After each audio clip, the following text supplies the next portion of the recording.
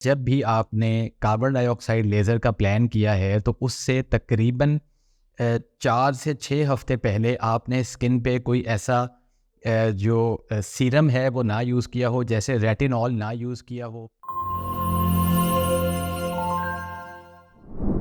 अस्सलाम वालेकुम, मेरा नाम डॉक्टर हाफिज़ हारून है। मैं डर्मेटोलॉजिस्ट हूँ और कॉस्मेटोलॉजिस्ट हूँ। आज जिस टॉपिक पे मैं बात करने लगा हूँ बहुत ही कॉमन टॉपिक है। आजकल बहुत सारे पेशेंट्स पूछ रहे होते हैं कि CO2 लेज़र क्या चीज़ है। CO2 जिस तरह केमिस्ट्री में आप लोगों ने पढ़ा होगा, कार्बन डाइऑक्साइड के लिए CO2 का जो है एब्रीविएशन यूज़ किया जाता है। तो कार्बन डाइऑक्साइड लेज़र जो है ये लेज़र की एक टाइप है। एक तो पहली बात ये है कि ये आइडिया होना चाहिए कि लेज़र की बहुत सारी टाइप्स हैं।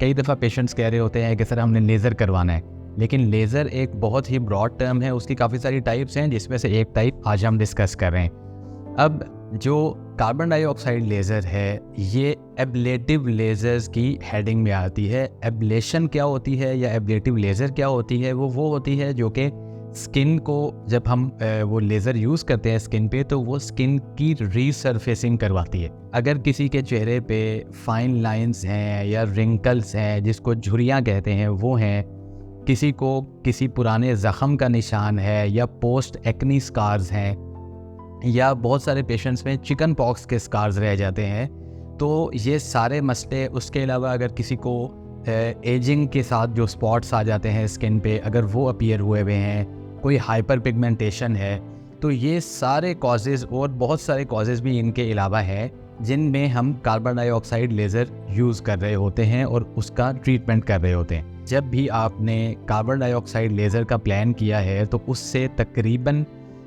4 से 6 हफ्ते पहले आपने स्किन पे कोई ऐसा सीरम है वो ना यूज़ किया हो, जैसे रेटिनॉल ना यूज़ किया हो या रेटिनोइक एसिड आपने ना यूज़ किया हो, और फिर आप जो है ये कार्बन डाइऑक्साइड लेज़र करवा सकते हैं। अब इसका डाउन टाइम कितना होता है कि अगर किसी पेशेंट ने आज कार्बन डाइऑक्साइड लेज़र करवाया है तो जो इसका डाउन टाइम या हीलिंग टाइम है वो 10 to 14 डेज़ होता है। उसमें ये होता है कि जब हम लेज़र करते हैं तो पेशेंट के फेस पे पहले जो 2-3 दिन हैं उनमें काफ़ी ज़्यादा रेडनेस रहती है, फिर वो रेडनेस आहिस्ता आहिस्ता इम्प्रूव होना शुरू होती है। फिर जो स्किन की रीसरफेसिंग है, मतलब जो स्किन की अपर लेयर है, वो शेड होना शुरू हो जाती है, उतरना शुरू हो जाती है। अब आ जाते हैं इसकी पोस्ट ट्रीटमेंट केयर पे कि ये जो 10 से 14 दिन है या जो इसके बाद महीना है, वो आपने क्या क्या केयर करनी है। केयर उसमें एक ये करनी होती है कि सन एक्सपोजर बिल्कुल नहीं होना चाहिए।